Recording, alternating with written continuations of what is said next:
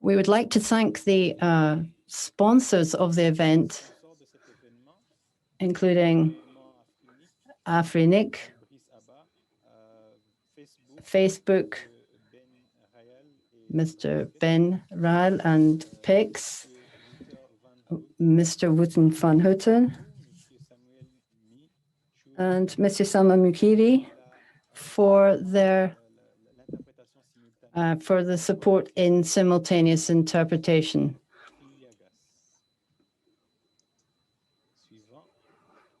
Next slide.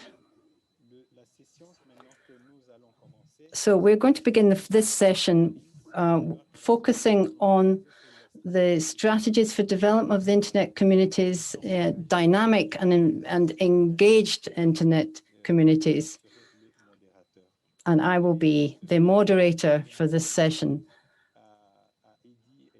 But I am now going to hand over to Eddy and Kayihura and Alain. Aina,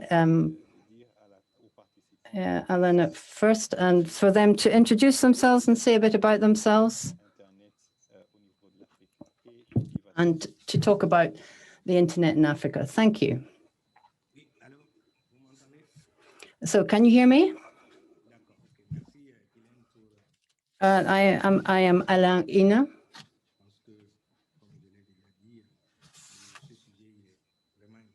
And as Ghislain said, this is a very important subject. And we still haven't found all the solutions to the problems that our communities face.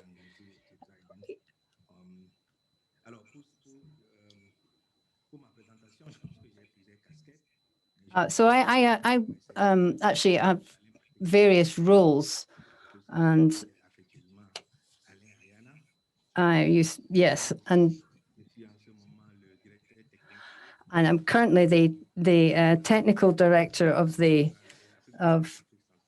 Central Africa and East Africa for education and research. And today I'm another community of research and education, which is also very important. But as well as that, I've been working for more than 25 years in a private company since 1999. I'm a founding member of AFNOG as well, and was there at the start of the training, the AFRINIC training.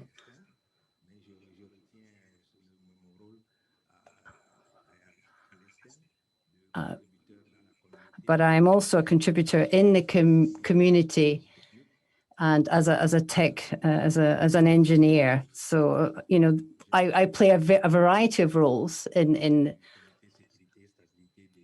I'm also a member of the Stability and Security Advisory Committee, and of the Advisory Committee. And I've been entrusted with the management of the internet communities, and I've been a spokesperson for the secret working group for some time. So these are the various roles that I occupy. And so I'd like to thank you for that. Thank you very much, Alain.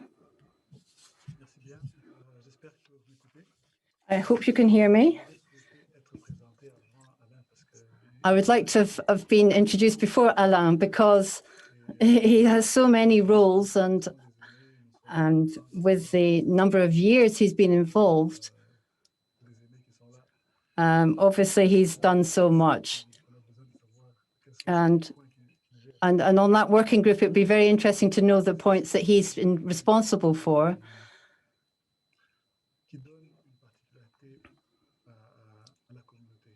It's important to note that he brings something to the community, and I would like to ask him about that.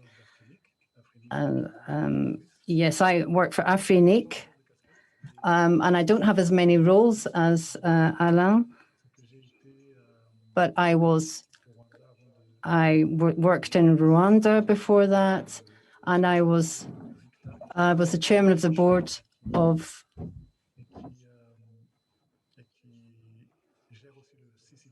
the country top level domain. And I was the manager of the domain in the country. And I'm going to talk a bit about that later on, about these communities and about Richter. I also took part in a project that took me to various projects for ESOC and to look and see, I was able to see how the internet points delivered, particularly in French-speaking countries, and how these internet exchange points were created. So I think we're going to be able to talk about that. And thank you for the invitation. Thank you, Alain. Thank you, Eddy. There's a lot to say about communities, but I'd like to take the discussion towards how to improve the quality and to create a high quality internet in Africa. So what is the current situation in regarding the internet in Africa, regionally or nationally? Are they dynamic? What's the situation at the moment? Alain, perhaps you would like to start. Yeah, I'll do that. Yes. At the moment, our communities regionally, we'll have to be honest here. They're not. It's not great. I'm going to say the truth and nothing but the truth.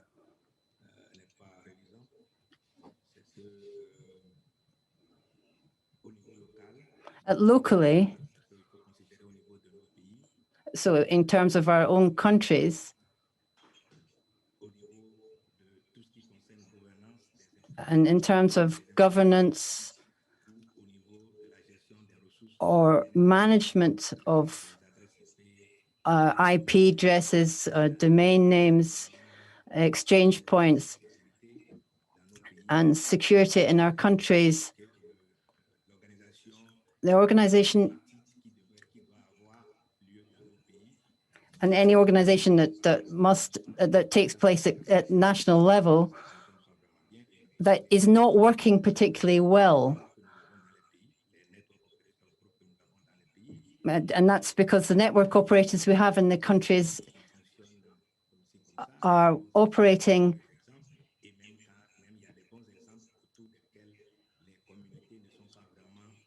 because the communities are not able to, are not well constituted, and there's not a sense, there's not really a community built around that, and the exchange points. There's a sense that we need to work better together, and we see that on a regional level as well.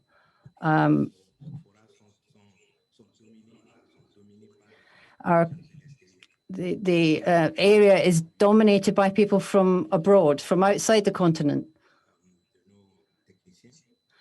Our technicians, we can see that there's a lack in terms of knowledge locally or regionally and research and education. We need centers of research to improve this, because they don't exist as much as they should at the moment. We're going to have problems with this lack of centers for education.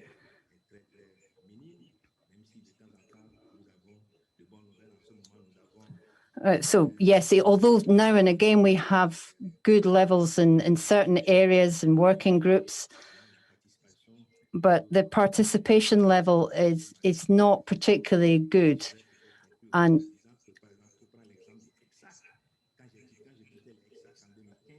I mean, for example, take my experience. I left in 2015,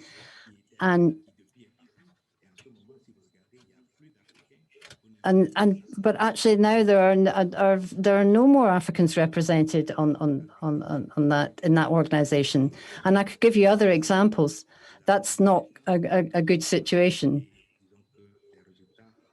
And the results are not the ones that we should be aiming for. Thank you, Alain. Thank you. I would like to add that the situation is not just that it's a varied picture. It depends on where's on the area, and if you look at overall the picture overall, but it's also true that in certain countries and communities, they have found a way to create a balance and to work together, but there are ups and downs in any areas, and people lose ground to ideologues. And yes, this is a subject of discussion at the moment. So I think the aim of this forum is to discuss this, because the communities have an impact that we haven't seen yet. It's true that there are some things that are not working. The internet service providers and content providers, but the communities also have their roles to play, and that they have good governance. But it's important. I can see some of the questions coming in on chat. Some communities have emerged, but we're now not really sure what's happening with them. And I think it's important that we look at solutions for that. Perhaps one question relates to some things you've said.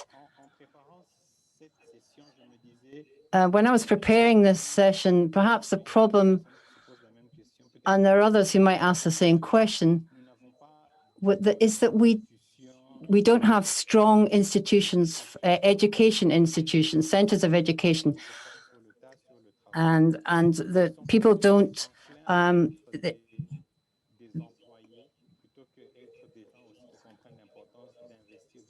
It's more likely to be employees who are working on a project rather than actually people who have a sense of responsibility in that role.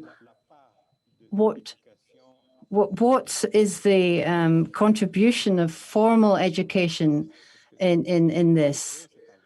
Is this an issue?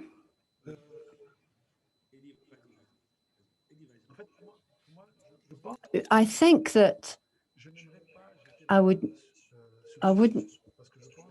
like to just say that applies everywhere, because it's a question of culture.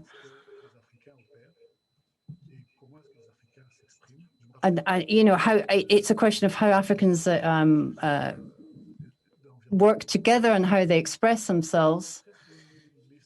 If you join a mailing list or a space, you have to know how. You have to know how to become a member of this community, but it's part of the culture that there's perhaps a bit of fear and reluctance to say much about yourself, and so it's a question of daring to, you know, to put yourself forward.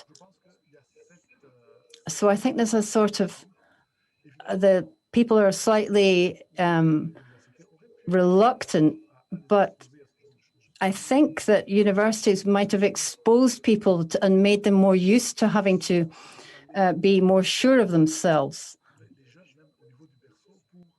and perhaps would have met other different people or be exposed to different platforms to make them more open to, because I don't think we're not very used to situations where open situations. For example, I can just join your mailing list, and we even see that there's some abuses of this.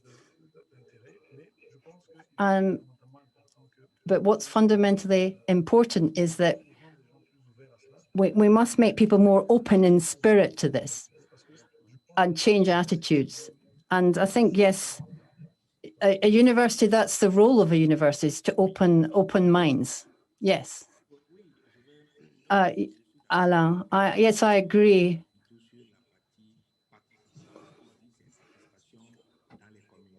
Yes, taking part in the community is important. I said I would tell you the truth. But in Africa, there's a problem with sharing. Everyone wants to be at the top of everything. They don't want to share. And it's true, we need a culture of openness. And we're not very good at having our ideas contradicted. And that means that people tend to turn in on themselves. The other element in our culture is we don't like confrontation. I might say something and not agree, so then I will just politely go away. But it's a question of persevering. And the cultures and the habits culturally are something we have to overcome. But we need capacity. We need technical capacity in the communities. And the question that you asked reminds me a little of when we launched AFNOG. Some of my colleagues and I, we ran a workshop, and we were met with comments like, yes, it's good to do something like AFNOG, but you're not going to solve the problem without education and training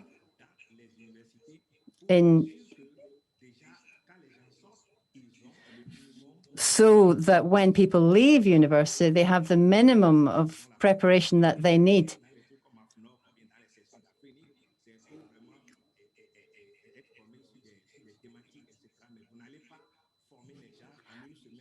And we're not going to be able to train people in workshops.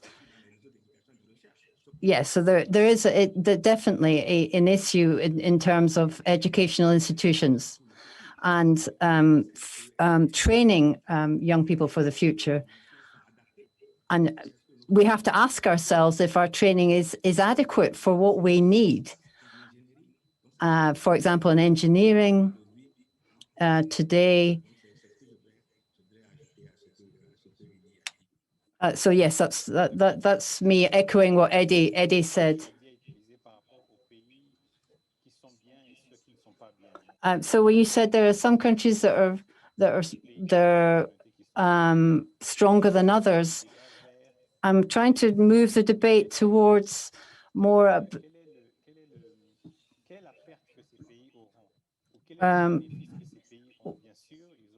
the benefits that these countries will have with a dynamic system.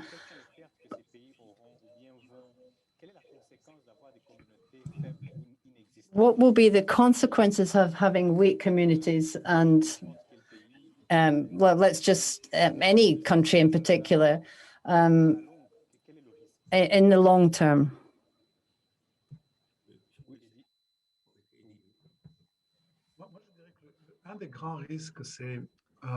I would say that one of the major risks is that undoubtedly there is growth in the development of connectivity, and the fact that there is a community, a dynamic community, enhances the growth. But when there is no community, then we are missing an essential element to have the communities evolve and the internet development be enhanced. It is not about creating conflicts with communities, but when people are gathered together and can discuss questions of interest for the community, it provides a better environment, and the suppliers then have a serious interlocutor to address, and they can serve it better. It is true that the customer can talk directly to the supplier, but there is also monitor's feedback. And if we talk about IXP management, CCTLP management, this has to be in the hands of the community. And when there is no community, the development of this type of infrastructures is going to be very slow indeed.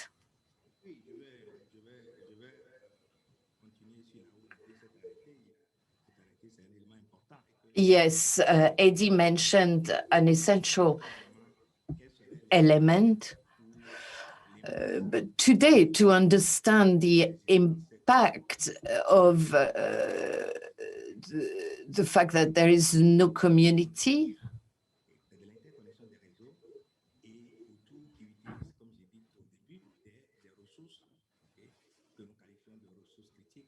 and mentioned critical resources, IP addresses, and so on. These resources come from operators, corporate networks. The internet has been successful thanks to innovation on the periphery, on the edge. And this is where the users are. This is based where the users are. So in terms of organization around the management of the resources, then you need the community. And also, we know what's done in our country around the internet, social media, and so on.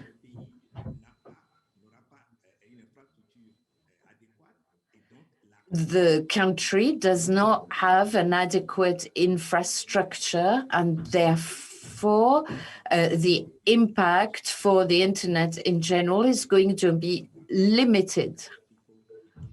So I think that we need to think about these things in those terms. That's what I wanted to add to what Eddy said in relation to this question. Yes, I note then that countries or regions that do not have communities are penalized in relation to the development of their digital ecosystem, and this becomes a recurrent problem over time, and then development is hampered by this. So what are the errors to be avoided from what lessons can we draw from the countries and regions where things work well? Perhaps mention 2 or 3 aspects that could be drawn, 2 or 3 lessons that could be drawn for other regions.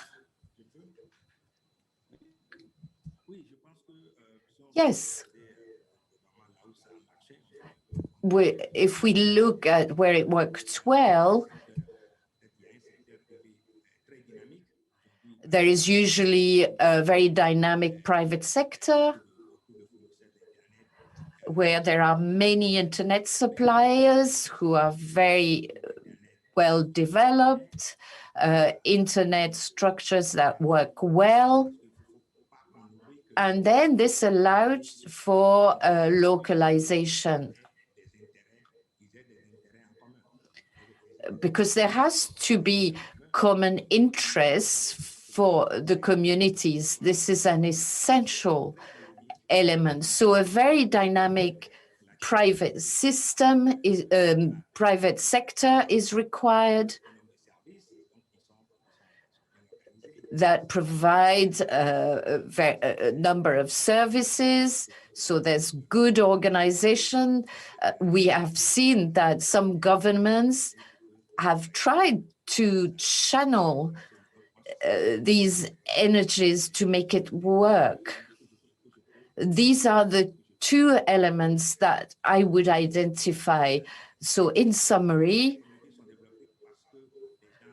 communities are developed because people have common interests and they need to gather their energies in order to develop something that will have a positive impact. So it is linked undoubtedly also to the development of infrastructures. And then we need human resources and the involvement, the engagement of all parties. These are, according to me, the elements, the aspects that have been present in countries which have been successful in this respect. Thank you, Alain. I would like to go deeper on the question of common interests. When you ask people to build a mast, they're going to get together and work together.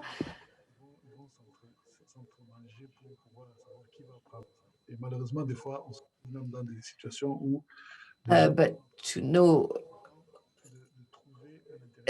and for this, it is essential to identify common interests.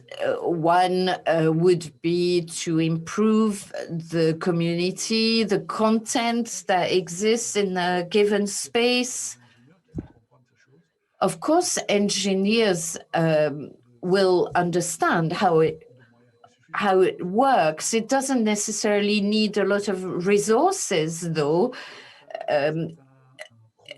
It's about people gathering and taking a project forward together. But the most common mistake, even where we have support for local communities, you cannot,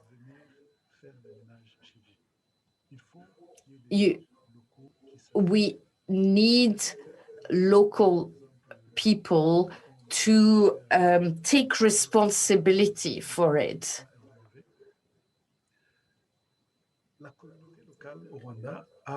The local community in Rwanda has worked on this. We have discussed this. We have wanted to move forward together. And it's only when we met and discussed it that we were able to get support from outside AFRINIC and other people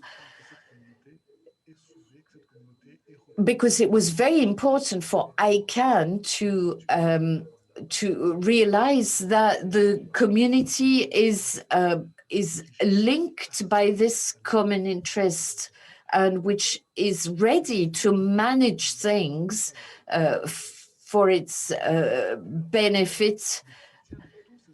But if we in Rwanda had not taken the initiative to get the ball rolling, then we would not have obtained this support. So there has to be local people at local level who take the initiative, and once they have risen and taken the project in hand, then there will be other people around who will come and support.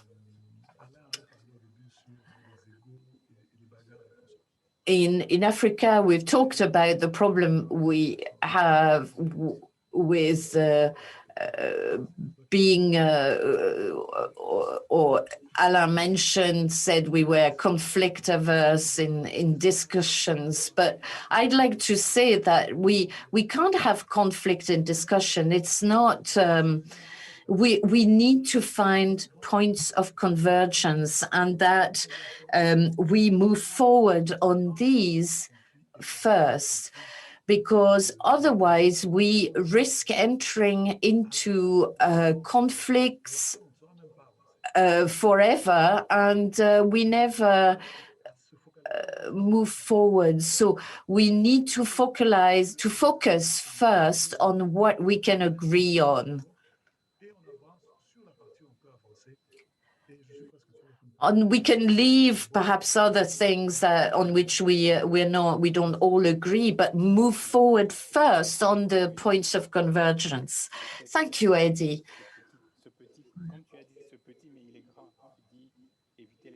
Thank you for this comment. It's you've said it. It's important to create a space where people can be innovative and creative rather than be in opposition. I'd like to remind the audience that if you wish, you can put questions in the Q&A at the bottom of the screen, and then we can put some of these for further discussion. You need resilience to be part of a community.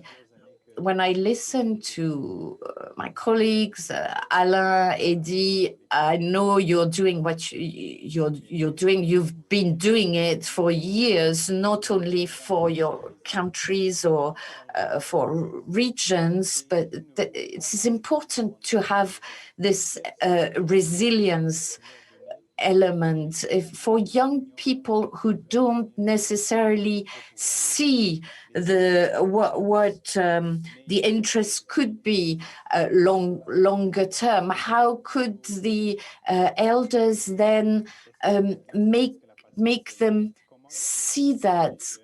How can senior, elder people advise these young people then, so that they can see this interest, future interest for the community?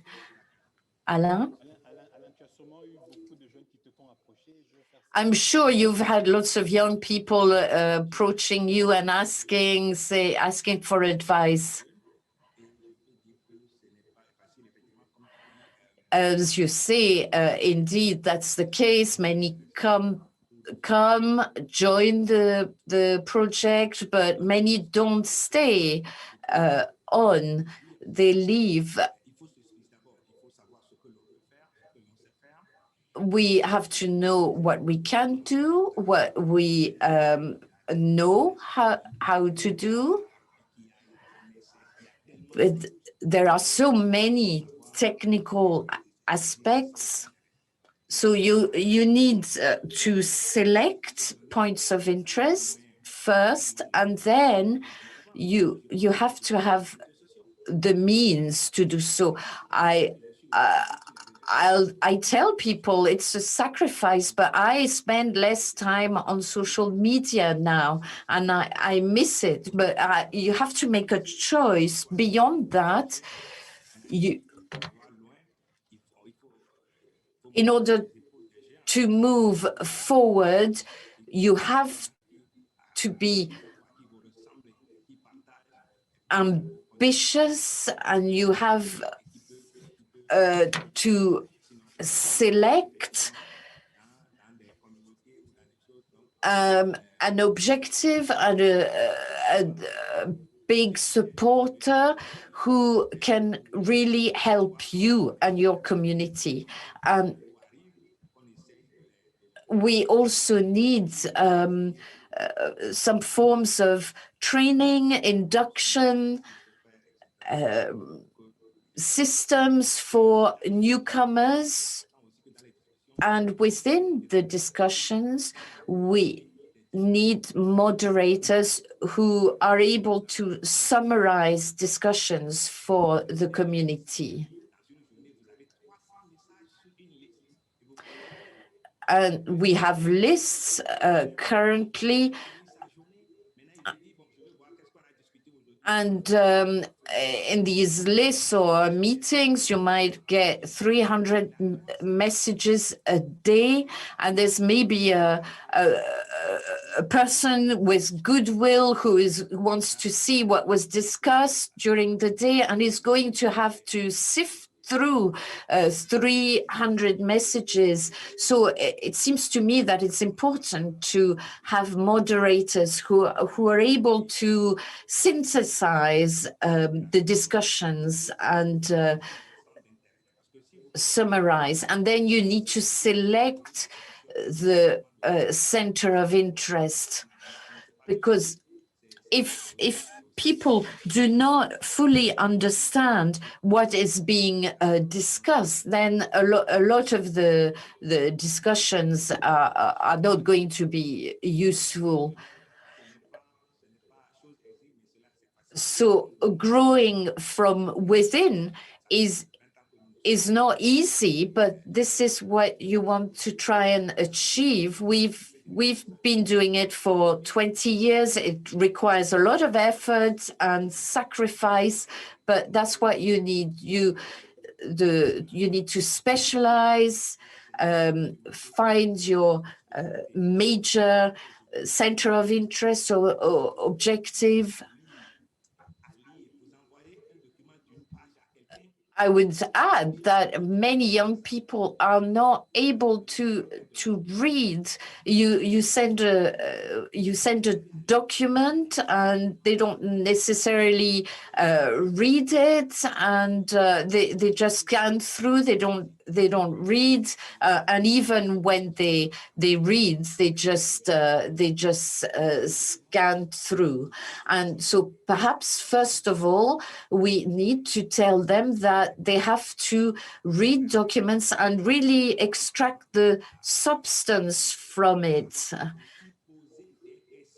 And also they have to know how to ask questions.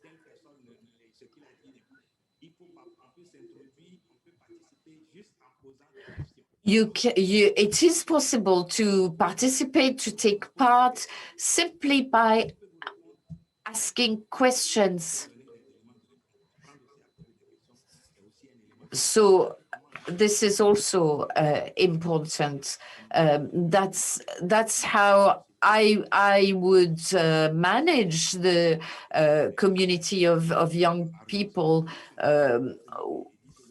at AFRINIC, and Eddy can confirm it. We've managed it well within AFRINIC.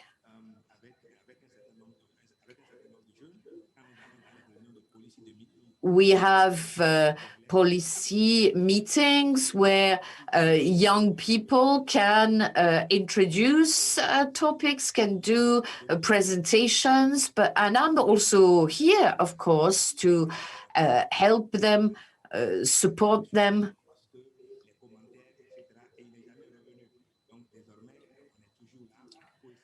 because once a young person was doing a presentation and there were negative comments and he never came back. So now we try and be there as well to support them. Eddy. I don't have much to add to this. I would like to just make one comment. There has to be a balance between your own interest as an individual and the community interest, because sometimes we see young people who only have individual interest, and that plays against them in the end. So they have to have an awareness, a recognition of the community interests, because if it's only individual interests, then that's not going to work. So we have to have balance between the two, so that these young people can really become players on behalf of communities. For, as we know, there's a lot of progress to be made in our regions.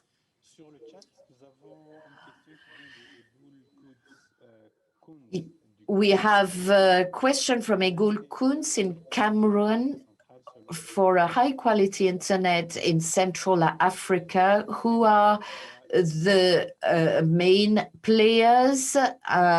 Who should they be, and what role should there be for each one of them? It's quite a broad question, admittedly. So who are the main players?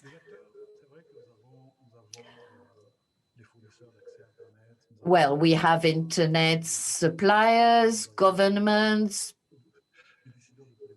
policy makers, decision makers, and we also have users, of course, as well as international and regional suppliers.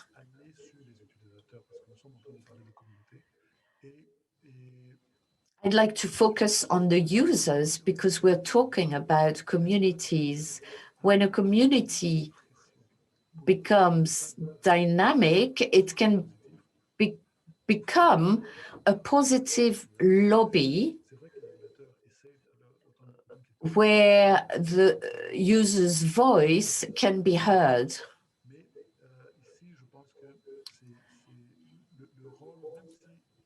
I think even if the users does not invest, the users are able to clarify interests. If you haven't looked at what happens elsewhere, why does internet cost a quarter of what it costs in our countries, in others, and so on? So there is a community role to contribute to this in a positive way.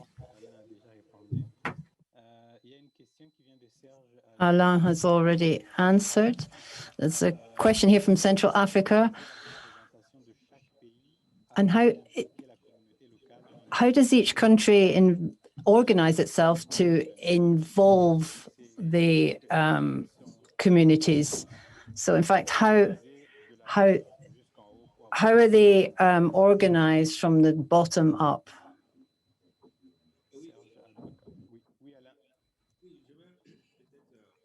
Yes, perhaps. I would like to add that there are structures in the countries, so not necessarily represented per country, but perhaps multi-country representation from the bottom up. But if you AFRINIC, you may be taking part in a cross-border representation. And that's the community. It may be a regional or an international level. And the countries are represented within that, within that ecosystem. It's not so much countries, it's more the beyond individual countries. Obviously, content providers, various actors, for example, in the Congo. Yes, thank you. Eddy, did you want to say something on that subject?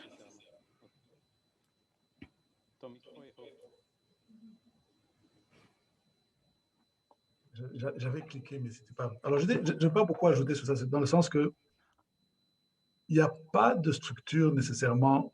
It's not necessarily a structure, a fixed structure, because, in fact, the door is open. You can come in. You can join in Central Africa, because you give Central Africa a voice and the perspective from this area. So please come in. Oh, so yes, it's true that if you go into different, if you're talking about different organizations, it may be more structured, but the door is open and you're welcome to join us. And there's someone who posted earlier, for example, AFRINIC, AFRINIC that has mailing lists. Yes, there are groups and resources, and you can enter these groups and for discussion. But these are, and there are other groups that are open to everyone. And when you come in, when you join us, you will find, you need to find your space, and there, and that's how, at that point, you need to learn what you might be able to contribute, because I'm sure you will have something to contribute. Even if you feel that you're a bit behind, you're going to be surprised that you have a contribution that people will be interested in, and that they could also, you could also find a response that could be useful for you. Thank you, Eddy. We're going to just answer 2 questions and then go on to have a final word. DSA from the Congo, who's asking, if young people don't have the means to fulfill their dreams, perhaps the panelists can help with, if in relation to peers who do not are not particularly helpful to young people. I wonder if there's a comment to be. Yes, of course. Yeah, of course they're going to have something to say. Yes, I was expecting that question to come up. What do you have to do? What some of them think that young people don't want to, across Africa, we have to see that it's a development. For example, the CEO of AFRINIC can always welcome, it can welcome a turnover of people who might want to join AFRINIC. But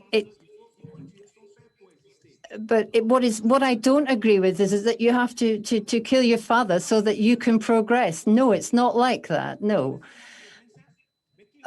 When you're 25 years old, you don't have because you've got something to say, but and we need you. There's space for everyone.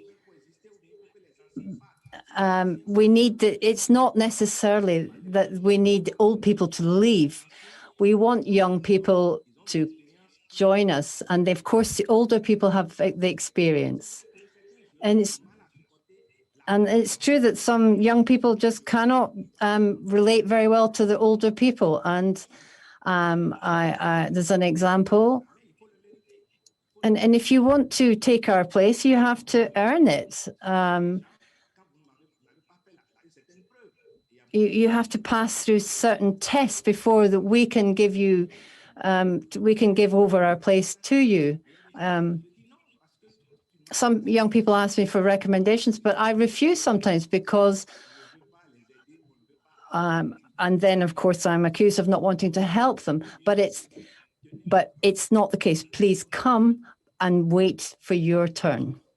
Thank you. Okay. Thank you. Thank you, Alain. So that's my takeaway from that. You don't have to kill your father to make progress. So a final question before we won't be able to get through them all. From Michel Tromank, Lindsay, what solutions would you suggest for good governance in a country to favor a multi-actor? What kind of governance do we need when we're looking at multi-stakeholders? And I think we're going to wrap this up. Eddy, perhaps? I think it's Eddy's turn now.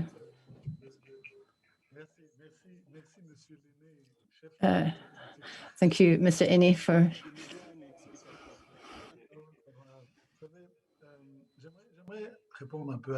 I would like to respond to Michel. I think we have... I touched on that subject a little bit. Yes. In the business world, you have to find a problem and then the solution. What we don't want to do is create or have problems.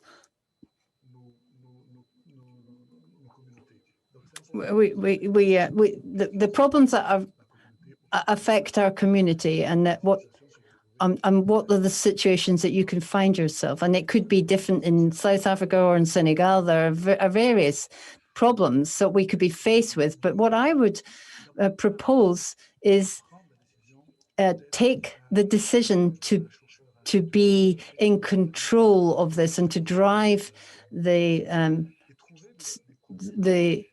to find real problems, identify real problems. For example, if we hadn't identified them, we might have not had the discussion. If you see someone who's managing an IXP, so to try to find common problems in areas that are important and can be of common interest to you all, and then to bring in people who could be of a good influence and who are well informed. RPKI, for example, perhaps it's a problem that doesn't concern everyone, but it would be important for some people, and therefore trying to improve the health of your network, it could start there. So it's important to discuss the problems, identify them, and then I think I'll stop there. Perhaps Alain's got something to say there. Thank you, Eddy. Thank you. We've actually come to the end of our discussion, and I would like to thank Alain and Eddy for their contributions. And what my takeaway is culture, that our culture needs to change to accept that we need to share, to not be afraid to share, that we share common interests, and also to we need to be able to accept the influence of someone who may have more experience than us, and also to get together with somebody within your ecosystem to discuss a specific problem. And I would like to thank you very much, Eddy and Alain, for your time. And if we can have another discussion, I hope you will be available to take part. Thank you. Thank you very much. Yes. Thank you.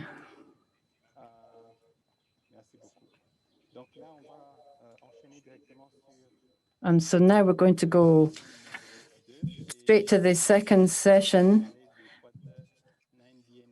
And we're going to talk about Quad 9 DNS, which will be moderated by Olivier Leloustre.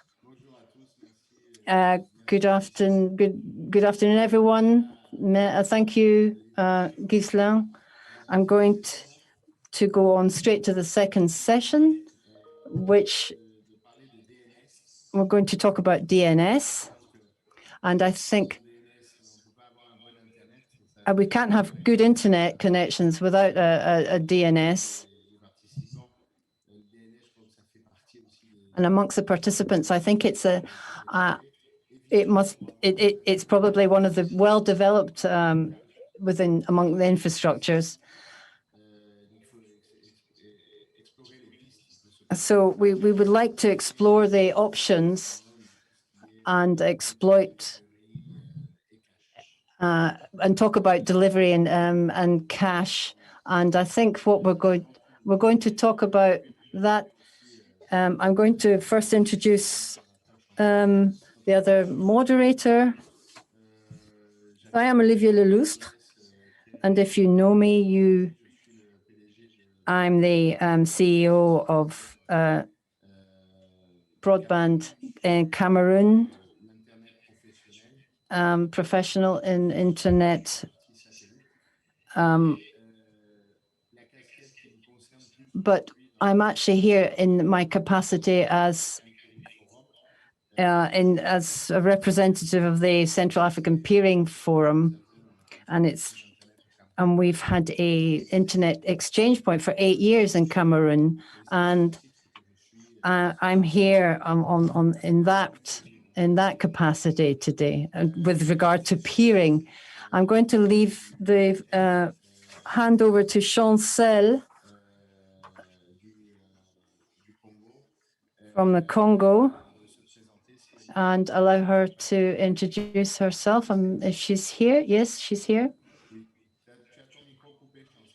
Chancel, I think your mic's switched off. Thank you.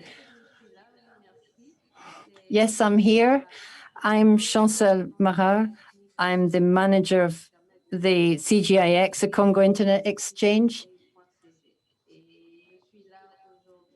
And I'm here today as the technical manager of this exchange point. Thank you.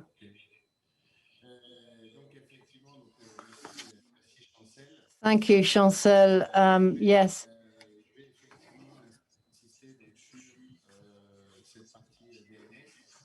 Yes, the DNS is the subject we're going to.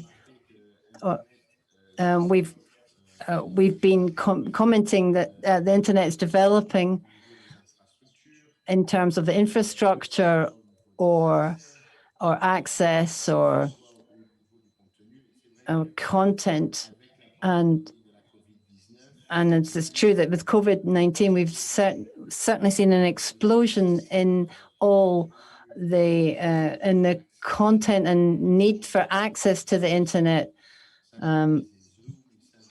And people now know how to use Zoom and share screens and during this lockdown. And it's especially important to talk about to having a quality internet. And the pandemic has made it necessary to everyone has understood just the importance of the internet. And it's true that in Africa,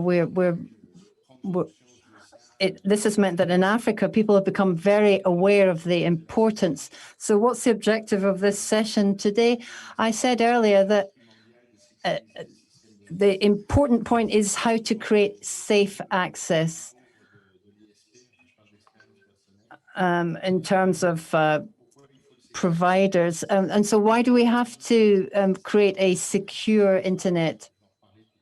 And I'm going to talk about Quad 9 system. And the second part will be, we'll deal with, is there really has there been any development in the content? And that's the second part of the session.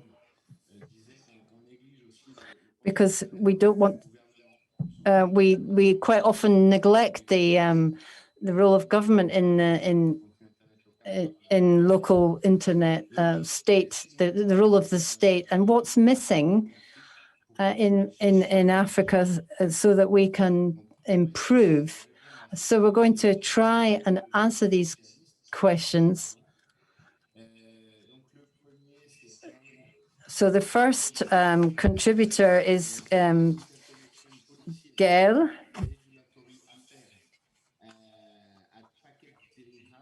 He works at Packet Clearinghouse and the DNS network strategy, and he's going to explain to us the DNS system. And we have Thys Kazad, who is Public Policy Manager at Facebook, and he's going to give his perspective or the perspective of Facebook.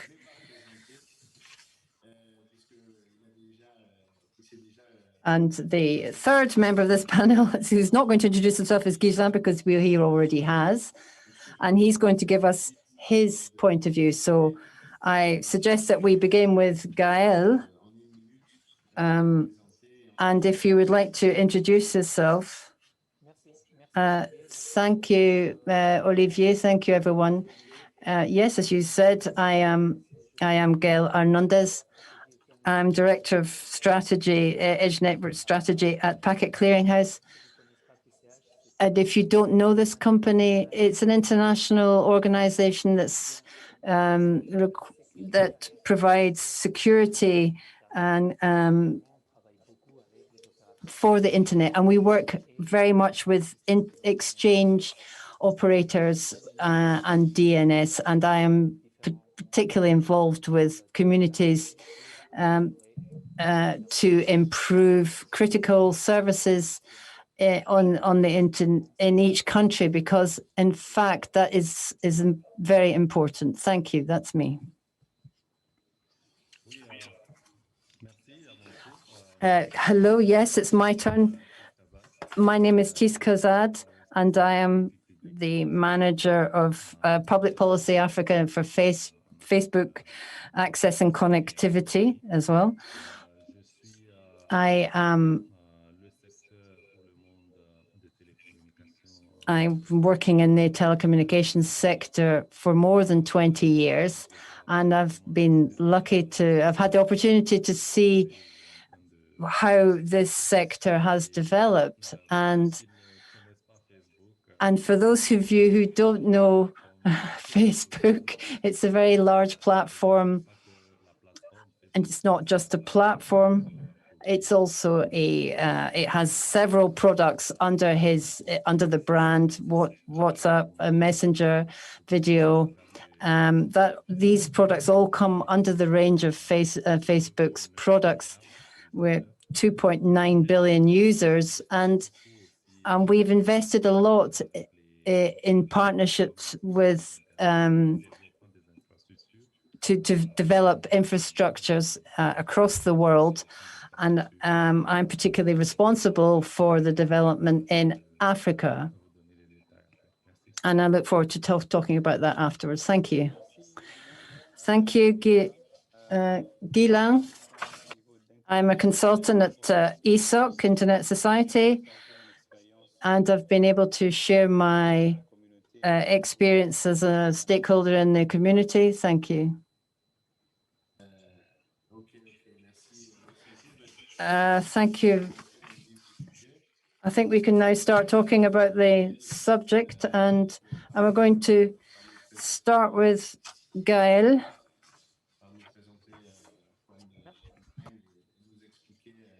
He's going to explain a bit. I just want to talk a bit before that. I talk about Cord 9. I just want to talk about, give a bit of the context about how they making the internet secure in the pandemic. But because since the pandemic, our life has become increasingly digitalized, and that means that cyber threats are more and more real, and we realize that the importance of broadband for all aspects of our life.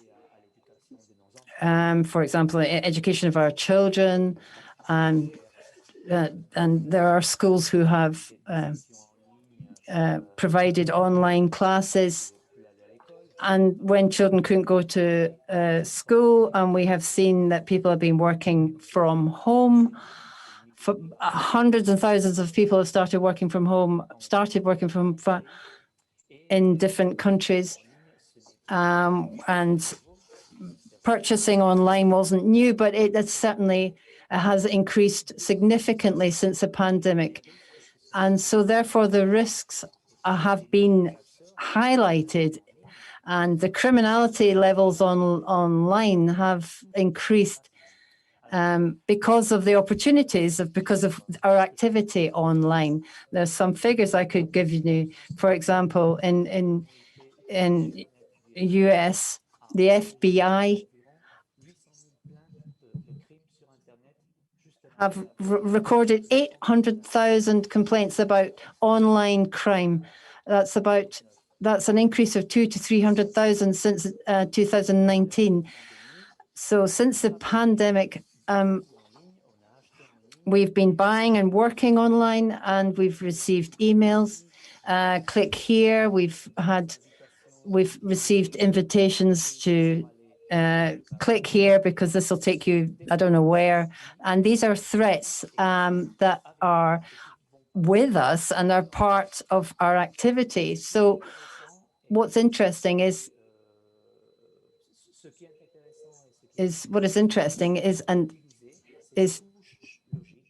to use this layer, a DNS layer, to protect ourselves, and it prevents, it works without most of us realizing it,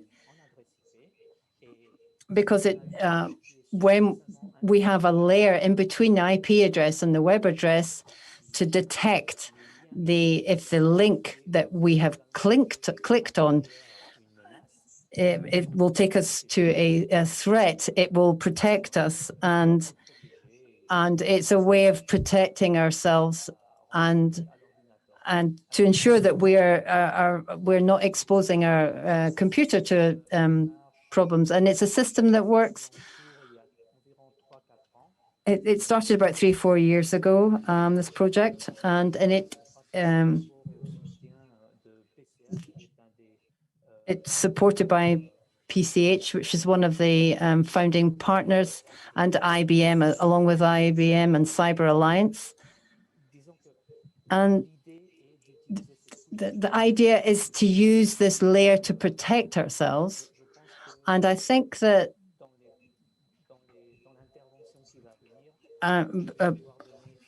in my presentation, I'm going to be able to give you more details on the various elements of this. But for the moment, I'm just going to leave it there, and I could stop there. We've conducted a study, and it will be interesting to share the results of that study which the study was focused on Central African countries. Yes, I agree. We'll postpone the details until the discussion. I'd like now to hand over to Thys, who could also comment generally on the three topics that I mentioned earlier. Thank you very much, Olivier. These three questions are of interest to this panel here, and were also linked to the discussions of the previous panel. There is a key, it is a key domain in which we are also intervening at Facebook. There's the Internet Inclusive Index, which shows what the situation is in Africa, and what was measured first was access. We've talked about access problems. Then we also look at infrastructures. They've also talked about costs, affordability, what is the cost of services, and then there is the social context in relation to literacy, for example, because this is a hampering element. So for infrastructure, we see there are important aspects here. We are a significant platform, but we're also a content base.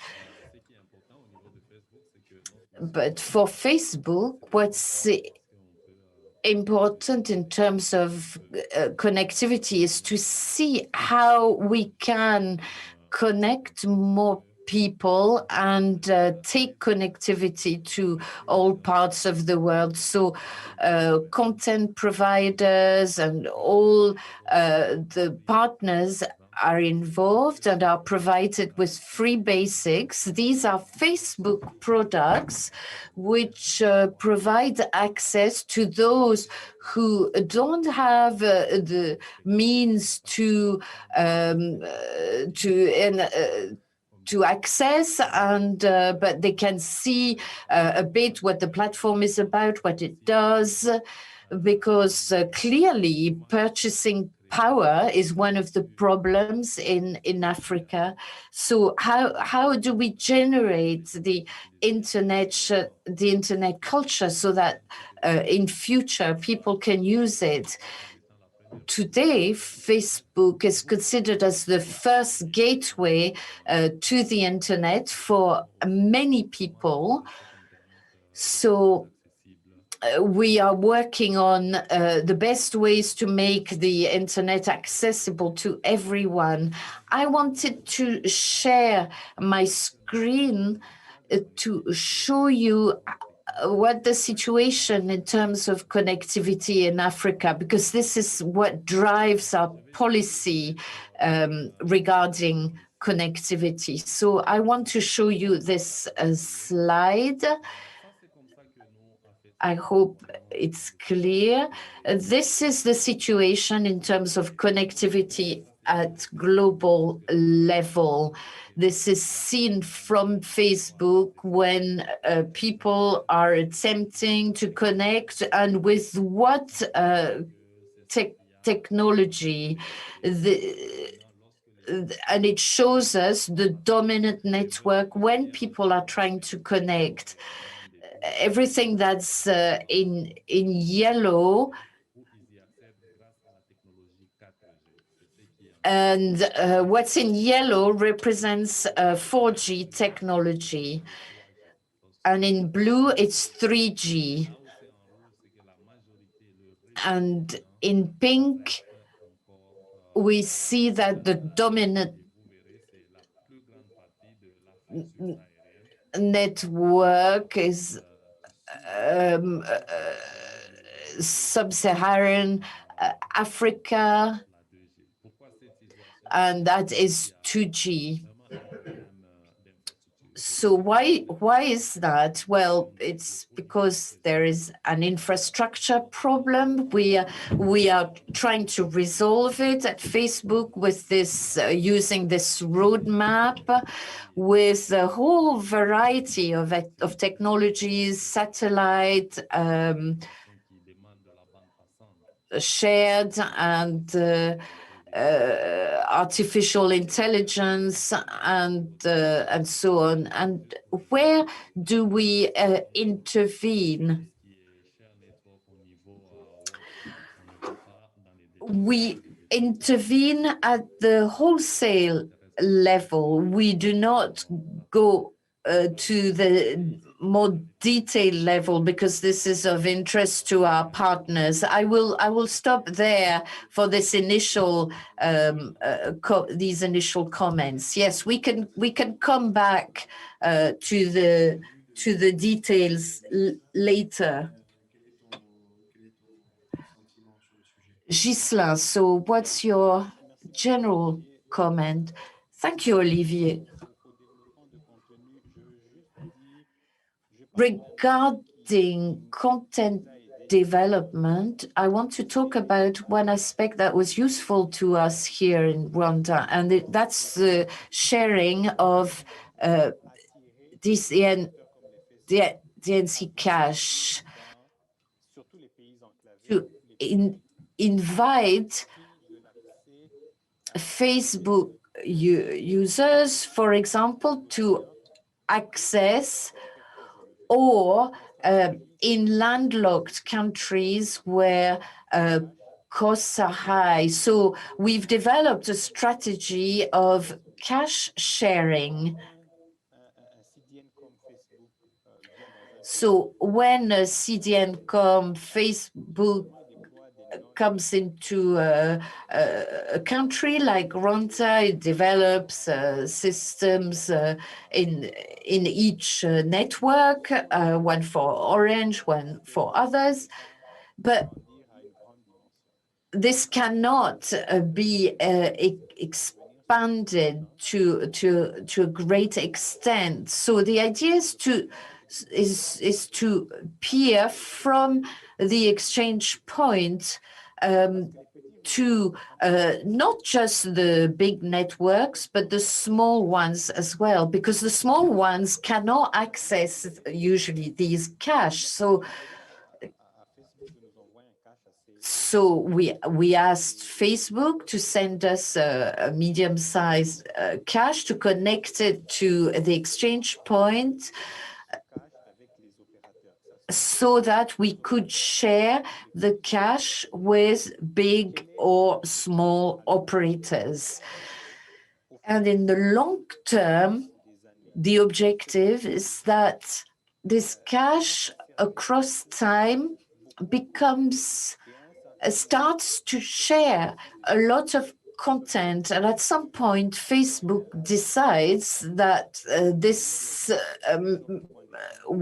means cannot be used anymore, and we need to look at proper exchange point peering. Nairobi, we have one major one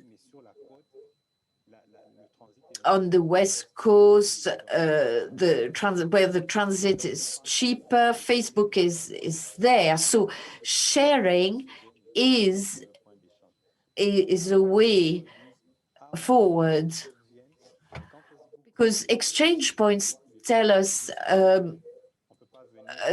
often they want Facebook, but then Facebook is too expensive, and this for us has been an excellent way to seed in order to build the content pools. And once we have enough volume, then the major players like Facebook, CAMIX, and so on come and connect to the exchange points.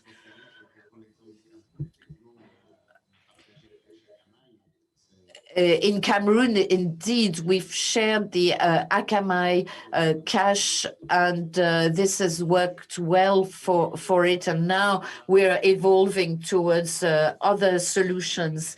Now we're going to go into perhaps more technical questions.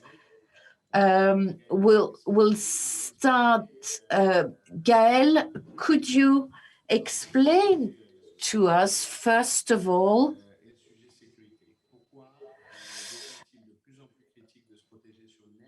why it becomes more and more essential to protect ourselves on the net, and can the DNS system contribute to this? I hope that you can see my slides. Yes, I'm going to use these to enter into really technical details, but I think that this diagram can help us to better understand how it works. It all works. Quad 9 is a cyber security solution which is cheap and has a lot of impact and uses the DNS system to protect all players, governments, individuals, companies against the common cyber threats. How does it work? It uses data from 12 big cybersecurity companies and uses them in real time. You can look at the diagram here.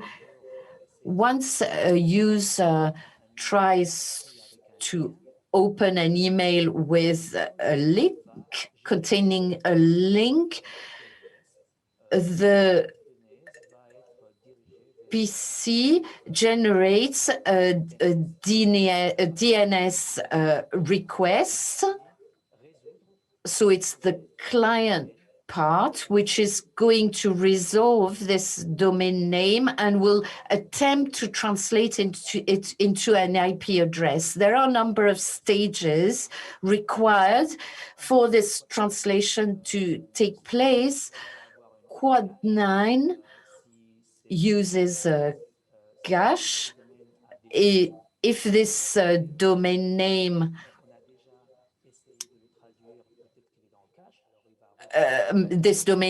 might be in the cache. If there's already been an attempt to translate it, then but if not, there's a request sent to the various parts of the DNS chain in order to resolve it into an IP address. And then finally, it will check that the domain name is not in a list of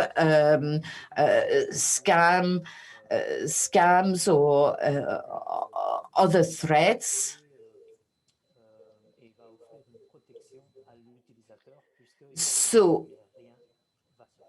in that, and then it will offer a protection to the user because if the user clicks, then nothing will happen.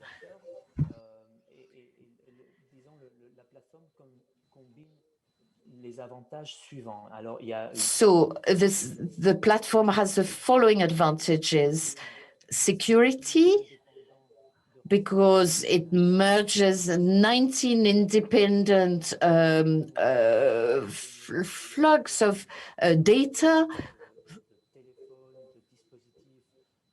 We have many devices that connect to the internet, and this system will block all threats. And then there is a significant confidentiality advantage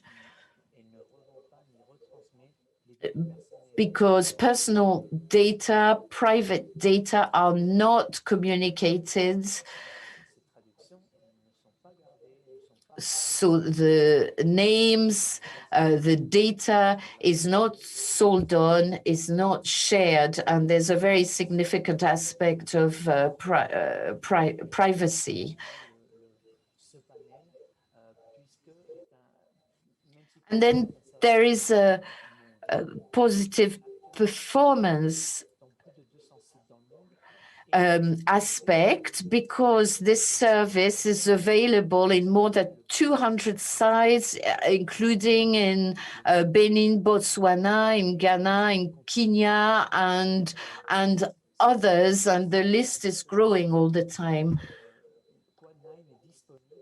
So Quad 9 is available in the CPI, and there can be local responses, local solutions. So there's fast execution, and there is a lesser risk of interception of the requests. And finally, it is a service that is free and easy to use. The connection to Quad 9 can be performed by any of us in the network connection parts of the settings. And it can be done at the level of a company or a university. The network operator or manager can insert the Quad 9 system on the settings for the whole university or company, and it will remain free and easy to use for all users who wish to use it. Quad 9 is the result of a collaboration. PCH is one of the partners of Quad 9. The project has been going on for 3-4 years. It continues to expand, and it's thanks to a collaboration with IXP operators and other technical communities that need this type of service that we have been able to deploy in new countries, and it's growing. So I also wanted to talk about the results of the study. Do you want me, Olivier, to continue? I was going to ask, you have answered the first question. Can the DNS system contribute to security? Clearly, the answer is yes. You've presented to us the Quad 9 system, how it works and its advantages, and maybe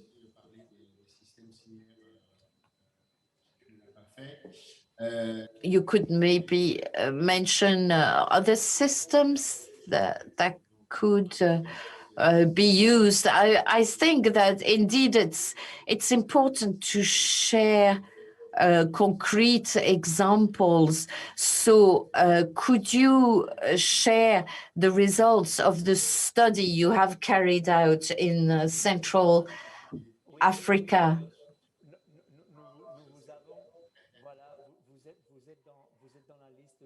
Yes, Cameroon is in the list, and you are mentioned with an asterisk only here.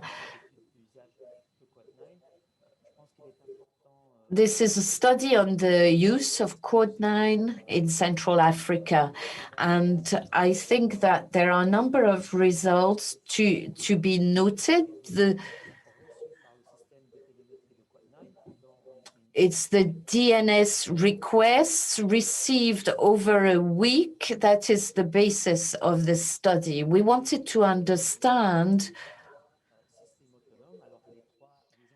from the three major autonomous systems or networks.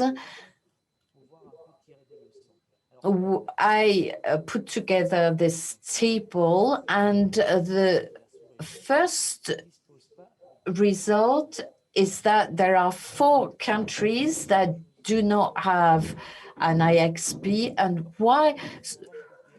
So why is this worth mentioning in this peering forum? Well,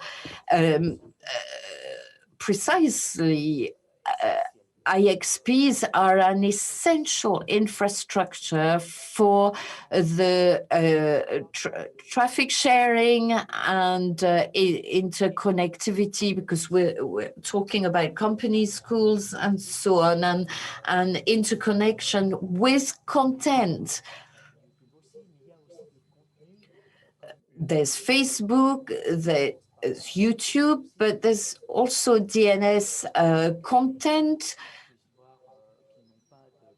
So it is Chad, Central African Republic,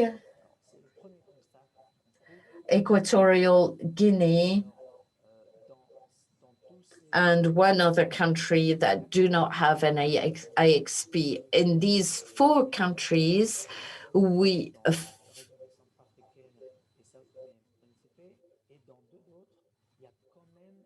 Sao Tome et Principe is the 4th country. And because there is no IXP, and the content cannot be installed locally, these DNS requests go outside and sometimes very far from where they could be resolved.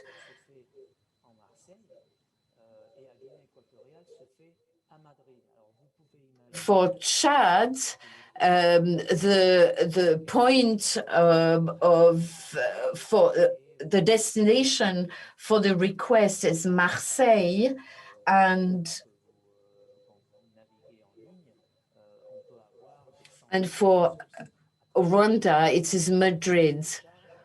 So this means that there are considerable delays, and this does not benefit the user experience. Quad 9 system is present only in Rwanda and RDC. We would like to know why. We think that in these 2 countries, we have worked a lot with communities, IXPs, and access providers. We have raised awareness and explained the advantages of this instrument.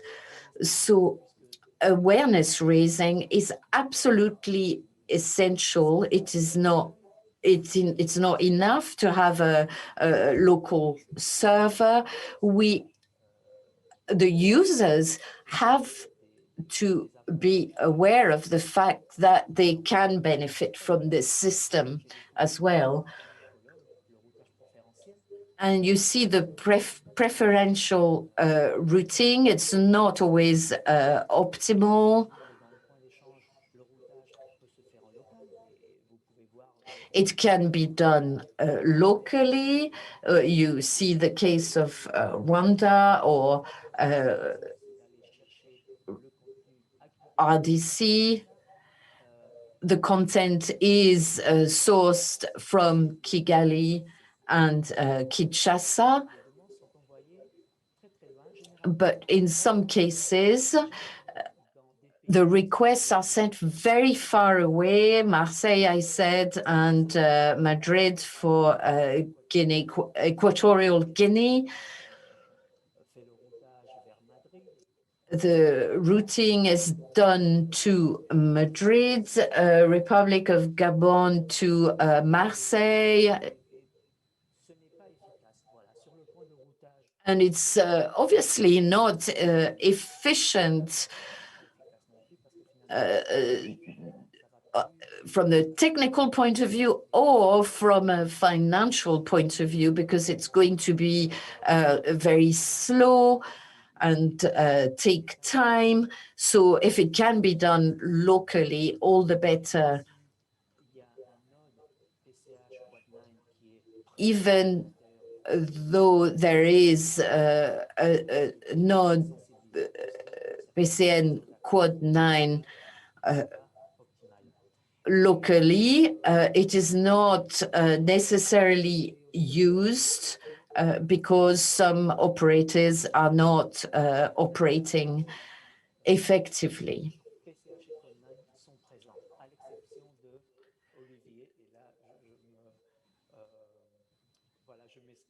So we need a country where there's an IXP.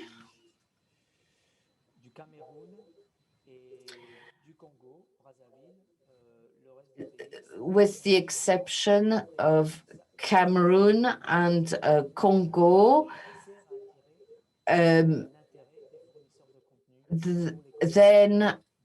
we are there. It is essential to have an IXP for several reasons, one of which is to attract interests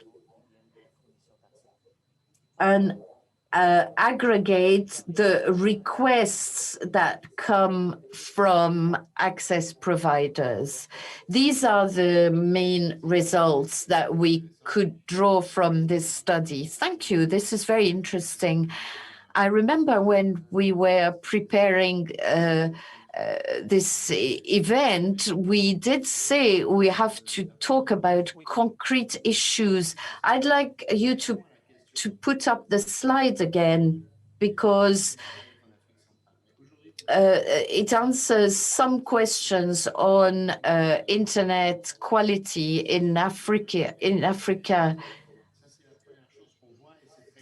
Of course, if we're going to route through Europe, then it's not going to be efficient.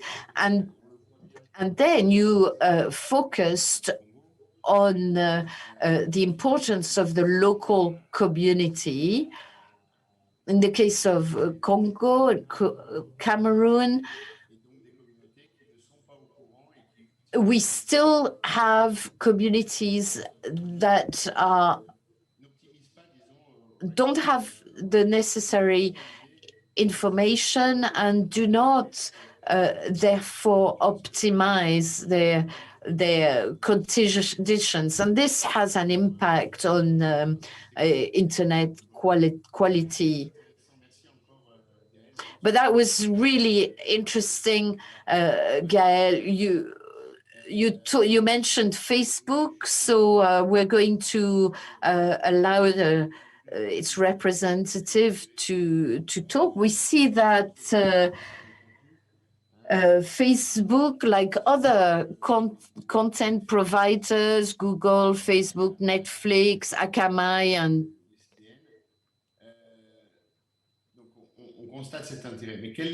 there is an interest for them, but what is the main obstacle you came up against? Why do you not move forward faster? Thank you, Olivier.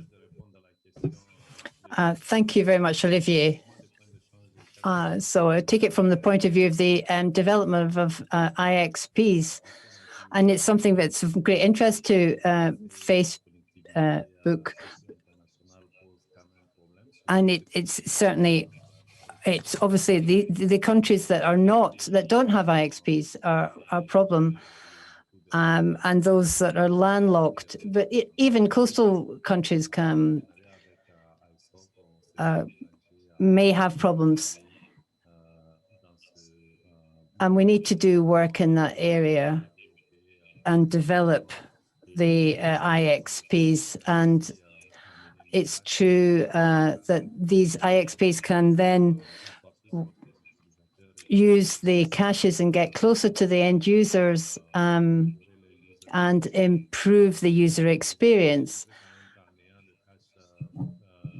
And we recommend that there's certainly a cost implication with the broadband, and that's what we have to look at. So we'll continue.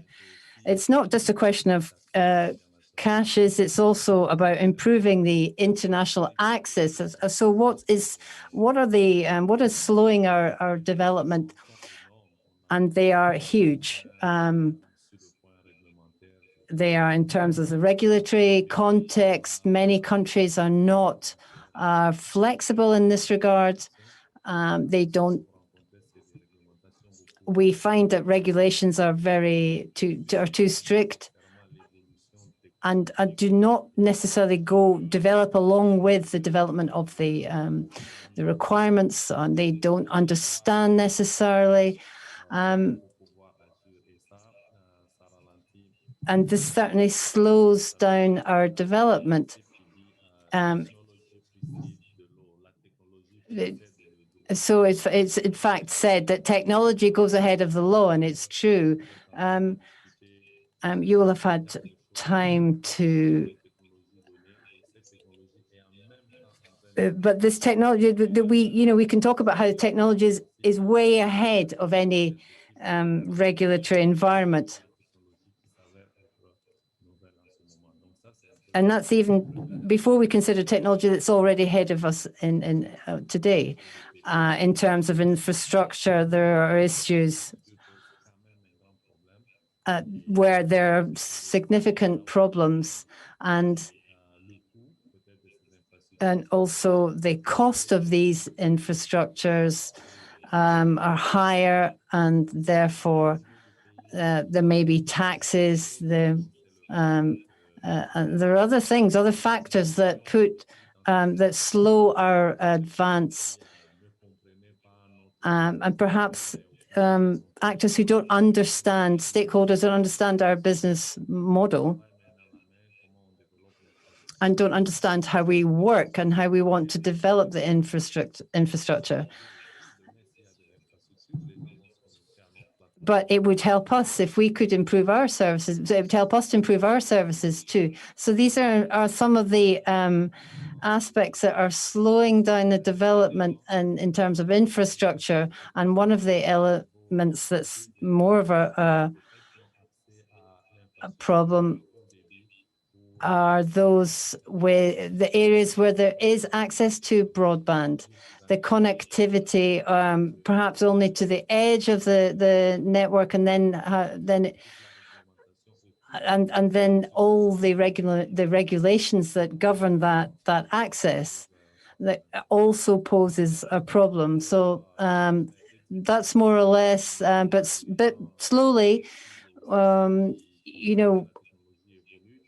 the technology is evolving, and the regulatory environment is slowly evolving too. Thank you, Olivier. Thank you, Thys. We're going to continue the discussion. I would like to, yes, there are obviously the classic problems that we that prevent things developing. In particular, can you explain to us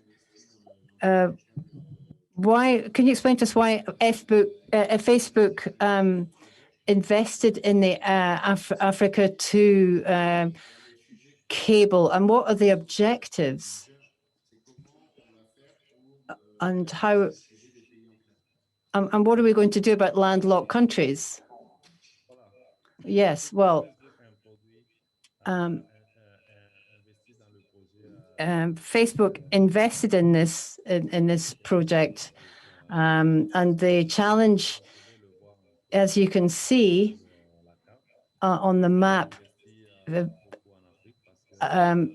Facebook invested in this project because of the potential, which is huge.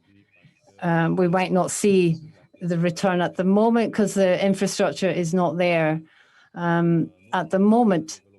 But we believe that by developing infrastructures in other regions, we can improve the connectivity and the development, online services and everything else.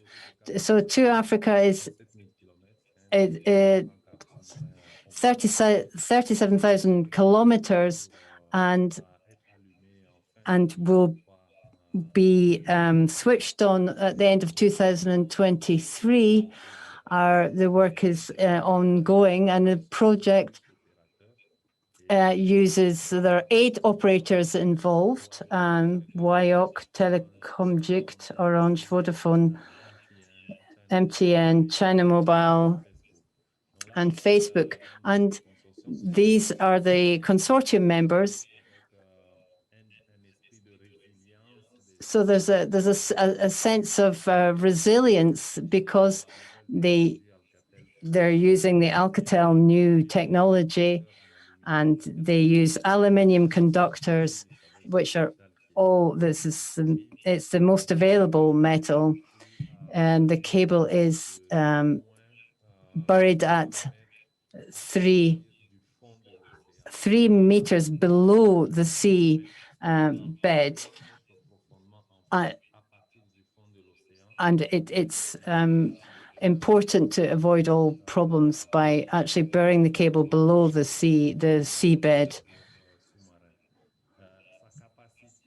And the capacity maximum, so that the capacity could be 150 gigabyte per second. So it has been constructed in sense of responding to the needs for connectivity in Africa. We're talking about virtual reality, that all the services that require such a lot of broadband capacity. And the idea is to take all the cables from around Africa, because this cable to Africa is 2 or 3 times as much capacity, and that's a very important element. And it will reach land in 23 countries in Africa on the eastern coast and on the east of Europe and in the Middle East. And we're investing in this because we want to resolve connectivity problems, and we're also trying to how we're going to take this connectivity to landlocked countries where land infrastructures are not as developed, and how we're going to be able to take this capacity to landlocked countries. So these are the reasons why we've invested in this, because we believe in Africa today, and we believe in Africa's potential.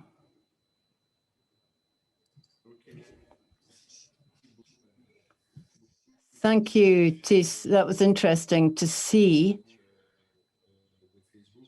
Facebook, and to see it's unusual to see content providers taking this kind of interest in making these investments and improving the quality of the internet, and that would be massive, the difference. And whether it's Facebook or Google, you will be able to help us develop. It's also interesting to we should also ask our audience to see if they have any questions to ask?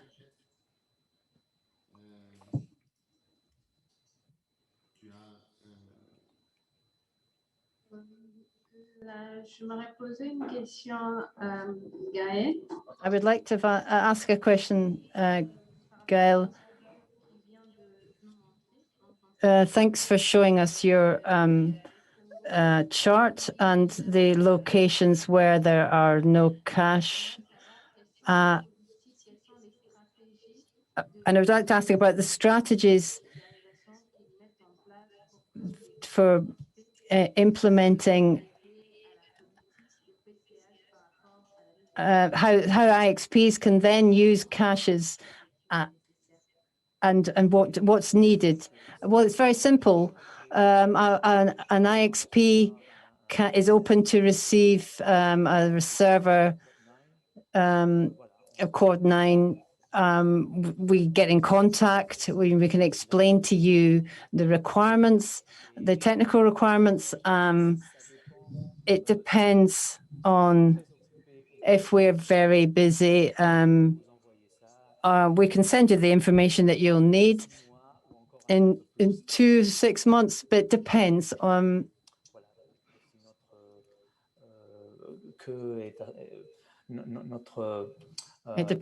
our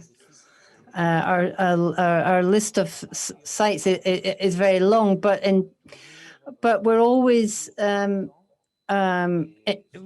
prepared to deploy new nodes. We don't have a strict policy in that regard. We want an IXP that does peering and then has that it has an IXP with a network that works with various networks in the country. There you are. Is there another question? Do you have another question?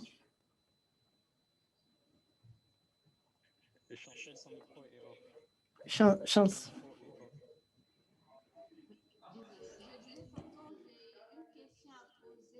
I had a question about Chad. I think they can receive. They're taking part in the forum. And for countries that are in the process of moving towards IXP, who have or trying to support the development of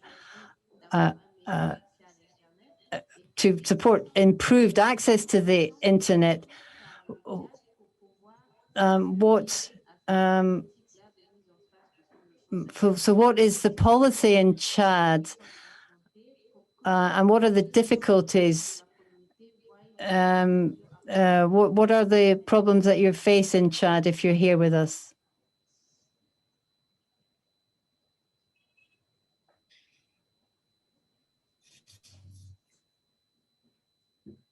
Tu adressais la à la communauté. Oui, j'adresse la question à la communauté. Yes, my question's aimed at Chad and the community. Is there someone who can answer? Yes, I can try to answer that question. In terms of implementing an IXP in Chad, we've been working with Chad. I'm wearing a different hat now.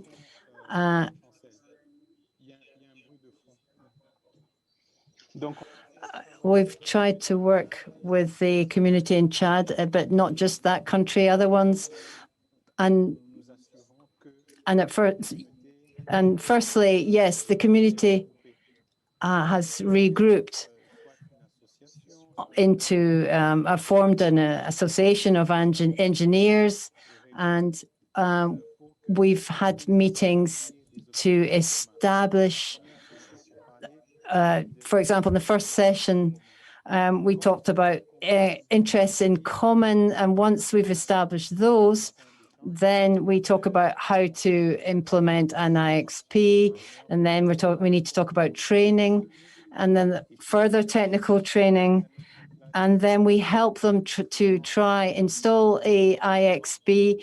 Then we talk about the material they need, equipment, and we send engineers so that to install the IXP. So overall, it's something that might take 18 months. It depends, maybe 2 years from the identifying the community, the IXP for the community, and until it's actually put in place. Thank you. Does anyone else have another question? We have a last question.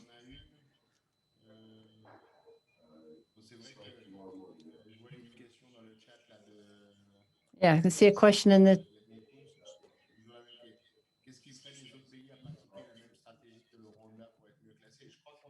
So what have other countries do to be better, like to be to do as well as Rwanda? And I think we've answered that question. And we've tried to develop communities, and it's one of the first questions that we asked in this session. And that we have to improve the DNS quality and the local content. We've said that we have to improve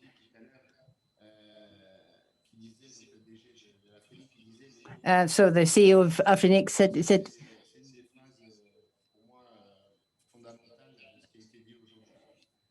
that's one of the most important things that was said today. It is that people have to take control of this and take the initiative. And I think we'll end on those words because we've arrived at the end of the session. Unless there's any more questions, I just wanted to say the chart is not. It's not a classification. I don't want you to see it as a kind of scoring. It's just a snapshot of the results of the study, and we're presenting a bit a comparison between countries, but it's not really a classification, and I don't want to do that. We'd have to look at it in much more detail, and it's because it's in the detail that we would see what we can learn about the conditions to improve the internet and communities in each country. And we really it's in the detail that we have to look carefully, and that each of you can that are connected with in the chat function you can make contact with other engineers in your country who have been here today and talk to them, or through the use another platform. Have you got a peering, for example? Do you do peering to have whole discussions amongst yourselves? And that's something you can do without us directing it. I just wanted to say something about communities because they are extremely important, and where the best developments are noticed is where IXPs are managed by communities.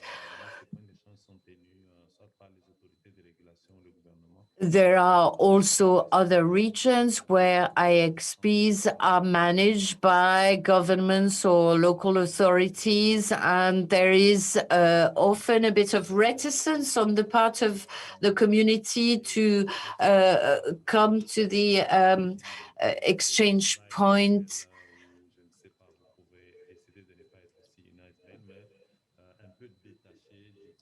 So we have these two situations, a neutral one or one where the community is involved, and it's much more effective for growth. I think that we have to conclude. It is 4:04. I would like to thank the panelists first.